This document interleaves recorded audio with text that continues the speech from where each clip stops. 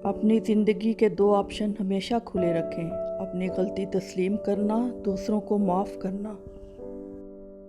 अगर खोटे सिक्के से कुछ खरीदना नामुमकिन है तो नियतों में खोट रख के फलाह पाना भी नामुमकिन है। लफ्ज़ से भी खराश पड़ती है, तबसरा सोच कर किया कीजिए। झूठ से भी बुरा है आधा सच, इससे बेहतर है चुप रहा कीजिए। मनफी सोच गलत नंबर की ऐनक की तरह होती है। हर मंजर धुंधला, हर रास्ता टेढ़ा और हर चेहरा बिगड़ा हुआ ही नज़र आता है। ताल्लुकात में एक चीज़ होती है रेड फ्लैग, जब वो नज़र आए तो संभल जाना चाहिए। लफ्ज़ इंसान के ग़ुलाम होते हैं, मगर सिर्फ बोलने से पहले तक। बोलने के बाद इंसान अपने अल्फाज का ग़ुलाम बन जाता है। इंसान लिहाज में इतनी बातें अपने अंदर भरता जाता है कि आखिरकार एक खामोश आतिशफ़शां बन जाता है, जो या तो ख़ुद को खा जाता है या फट के किसी और को। इस भागती हुई ज़िंदगी में अपनी ज़ात में कम अज़ कम इतना ठहराव पैदा करने की कोशिश ज़रूर करें कि कम अज़ कम आप नमाज सुकून से पढ़ सकें, अपने रब की खातिर। इंसानों के अंदर दो कमज़ोरियाँ बहुत आम हैं: भुलाने के काबिल बातों को याद रखना और याद रखने के काबिल बातों को भुला देना।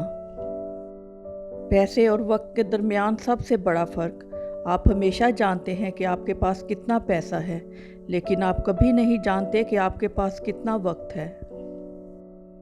हर रिश्ता कहीं ना कहीं मान तोड़ देता है और हर ताल्लुक़ कभी ना कभी भरम खो देता है। ये सिर्फ़ अल्लाह करीम की ज़ात है कि जिसका आसरा हमेशा कायम रहता है। आसानियाँ बांटना सीखें, हकीकत में खुद की ज़िंदगी आसान हो जाती है।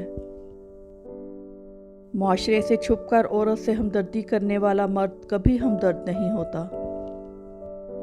अगर आप अपनी बुराइयों पर काबू पाना चाहते हैं तो सच बोलना शुरू कर दें। सोशल मीडिया पर फरिश्ते बने हम लोग अगर हकीकी ज़िंदगी में सिर्फ इंसान ही बन जाएं तो कमाल हो जाए। अगर तुम उड़ नहीं सकते तो भागो, भाग नहीं सकते तो चलो, चल नहीं सकते तो रेंगो, लेकिन आगे बढ़ना ना छोड़ो। किताबों की अहमियत अपनी जगह, मगर सबक वही याद रहता है जो वक्त और लोग सिखाते हैं।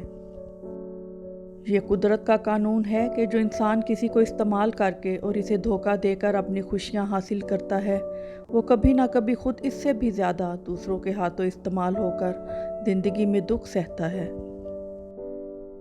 अपने आप को दूसरों से बेहतर समझना हमाकत की पहली सीढ़ी है। जिनसे ताल्लुक़ रखना हो इनसे बहस नहीं की जाती, और जिनसे ताल्लुक़ ना रखना हो इनसे बहस का कोई फ़ायदा नहीं होता।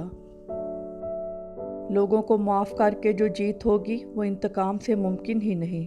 फ़तह मक्का के मौका पर इज्तिमाई माफ़ी का ऐलान इसकी बेहतरीन मिसाल है।